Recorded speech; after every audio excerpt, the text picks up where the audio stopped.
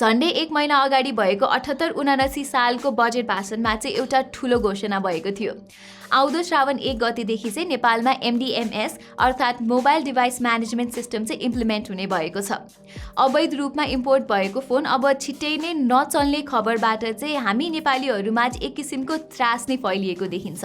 So आजको यस भिडियोमा चाहिँ म MDMS भनेको के हो र अहिलेको स्टेटमा MDMSबाट हुने पोजिटिभ र नेगेटिभ दुवै एस्पेक्ट्सको बारेमा चाहिँ डिस्कस गर्नेछु। सो आउनुहोस् आजको यो भिडियो सुरु गरौँ। तर सुरु गर्नु अगाडि चाहिँ हाम्रो ग्याजेट बाइट नेपाली च्यानललाई सब्स्क्राइब गर्न चाहिँ नबिर्सिनु होला, किनभने हामी यस्तै अरू इन्फर्मेटिभ कन्टेन्ट चाहिँ लिएर आउने नै गर्नेछौँ। Okay, so Nepal telecommunications authority अथवा NTA अनि टेलिकम अपरेटर्स र भन्सार कार्यालय, फोन म्यानुफ्याक्चरर्स र पुलिस जस्ता एन्टिटीहरूको डाइरेक्ट कोअर्डिनेसनबाट फङ्सनल हुने MDMS चाहिँ एउटा यस्तो सिस्टम हो जसले नेपालमा अवैध यानि कि इलिगल और ग्रे च्यानल्सबाट भित्रिएका फोनहरूलाई एक हिसाबले नन फङ्सनल बनाइदिन्छ।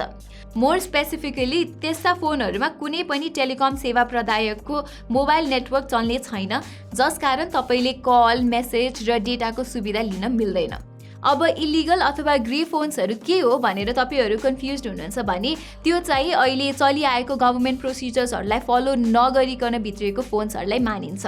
यसमा चाहिँ तपाईँहरूले इन्डियाबाट किन्नुभएको फोन, यहाँ ओफिसियल डिस्ट्रिब्युटर्सहरूको होलोग्राम नभएको डिभाइसेसको साथसाथै तपाईँहरूले बाहिरबाट साथीहरूद्वारा अथवा आफन्तद्वारा विदेशबाट मगाउनु भएको डिभाइसेसहरू पर्दछ। यस्तो प्र्याक्टिसले गर्दा चाहिँ NTA लाई नेपाली स्मार्टफोन मार्केट रेगुलेट गर्न गाह्रो हुने अनि ओफिसियल इम्पोर्टर्सहरूले चाहिँ व्यापारमा घाटा बिहोर्नु पर्ने र मोर इम्पोर्टेन्टली गभर्मेन्टले चाहिँ अरबौँको ट्याक्स रेभिन्यू गुमाउने हुँदा MDMS सिस्टम चाहिँ नेपालमा सुचारू हुन लागेको हो। हालको प्रोभिजन अनुसार चाहिँ नेपालमा रहेका एभ्री ओफिसियल मोबाइल डिस्ट्रिब्युटर्सले देशभित्र कुनै मोडलको फोन भित्र्याउनु अघि NTA बाट टाइप अप्रुभल लिनुपर्ने हुन्छ।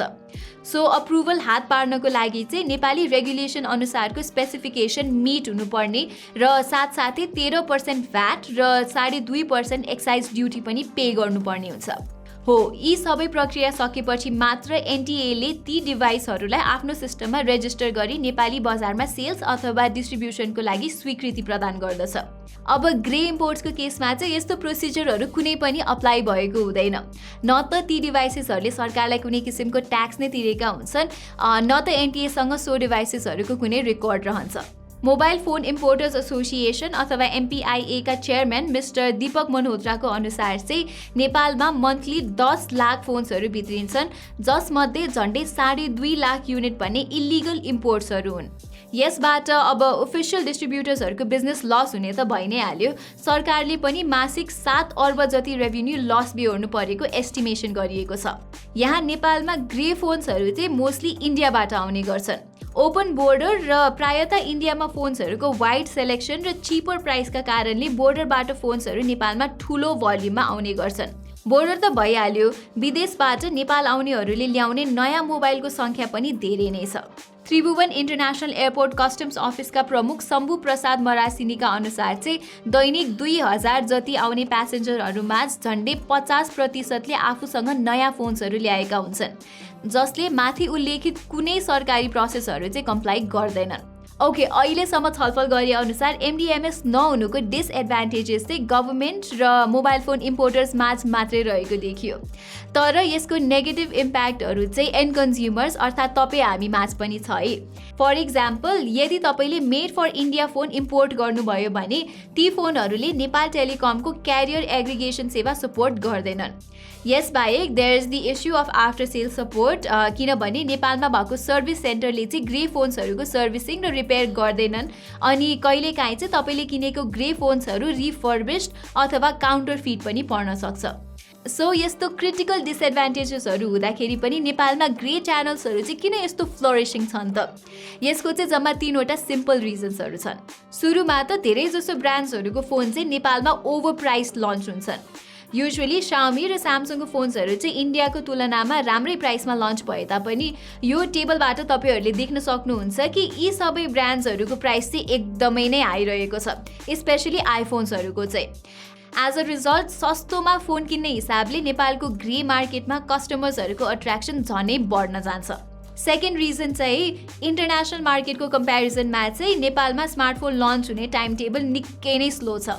स्यामसङ नेपालले चाहिँ युजुअली फोन्सहरू टाइममा नै लन्च गर्नुको साथसाथै प्राइसिङ पनि इन्टरनेसनल मार्केटको कम्पेरिजनमा इम्प्रेसिभ नै हुन्छ। त्यस कारणले गर्दा नेपालको ग्रे मार्केटमा स्यामसङ फोन्सहरू चाहिँ त्यति भेटाइँदैन भने it's mostly populated by Chinese brands जस्तै Xiaomi, Realme, Poco and such.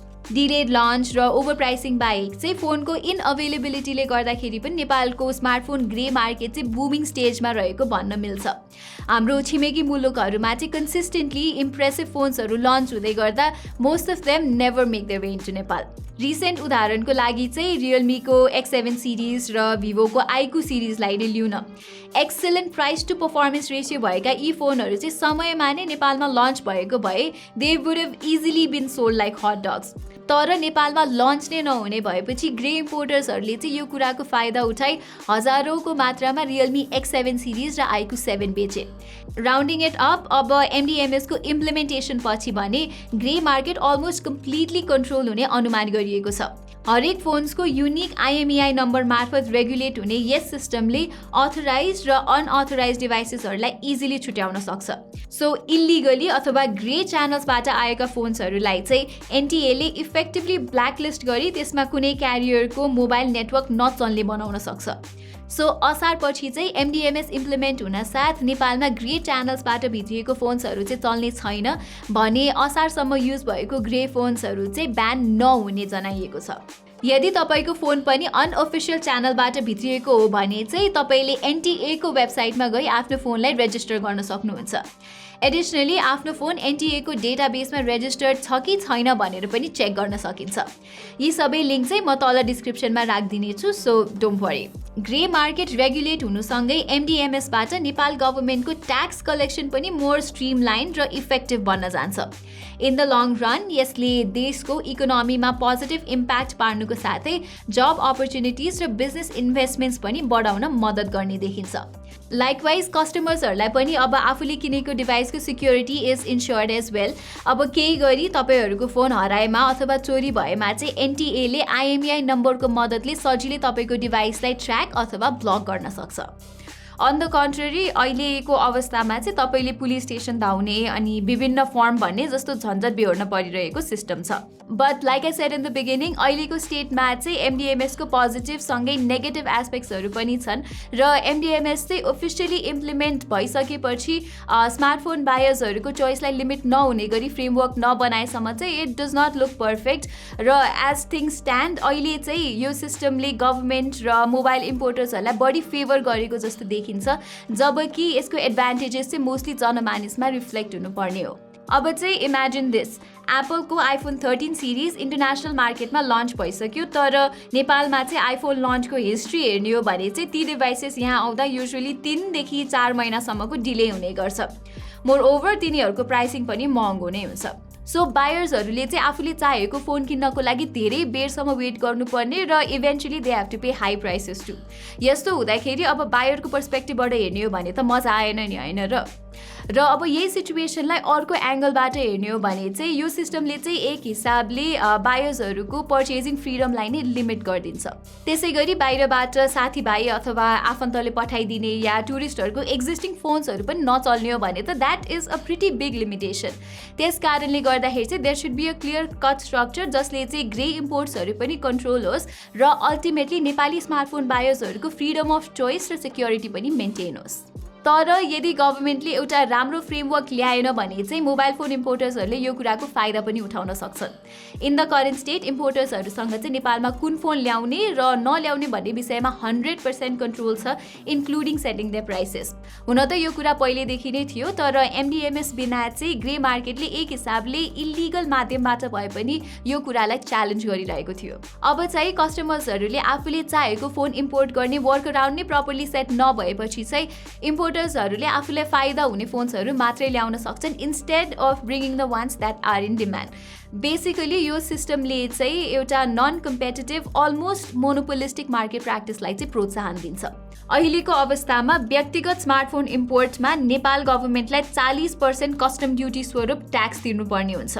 र अब MDMS लागू भएपछि पनि यही रुल रहिरहने हो र एउटा राम्रो फ्रेमवर्क पनि विकास नहुने हो भने चाहिँ नेपाली ग्राहकहरूलाई खाए खा नखाए गिज भने जस्तै नेपाली मार्केटमा जुन चाहिँ फोन अवेलेबल छ त्यसमा मात्रै सीमित रहिरहनु पर्ने हुन्छ।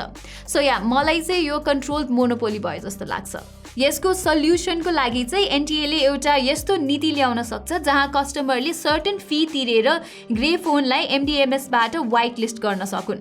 फर दिस हरेक फोनको लागि चाहिँ एउटा युनिभर्सल ट्याक्सेसन पर्सेन्टेज निर्धारण गर्न सकिन्छ अथवा ग्लोबली लन्च हुने हरेक फोनहरूको डेटाबेस मेन्टेन गरी इन्डिभिजुअली ट्याक्स पर्सेन्टेज डिटरमाइन गरे पनि भयो, which ever is easier. So समग्रमा भन्नुपर्दाखेरि चाहिँ नेपालमा MDMS इम्प्लिमेन्ट हुनु भनेको चाहिँ एउटा पोजिटिभ डेभलपमेन्ट हो। बजारमा अनअथराइज फोन्सहरू नियन्त्रण हुने अनि सरकारले राजस्व नगुमाउने र आफूले किनेको डिभाइसेसहरू पनि सिक्योर हुने यो सिस्टमको चाहिँ धेरै प्रोजहरू छन्।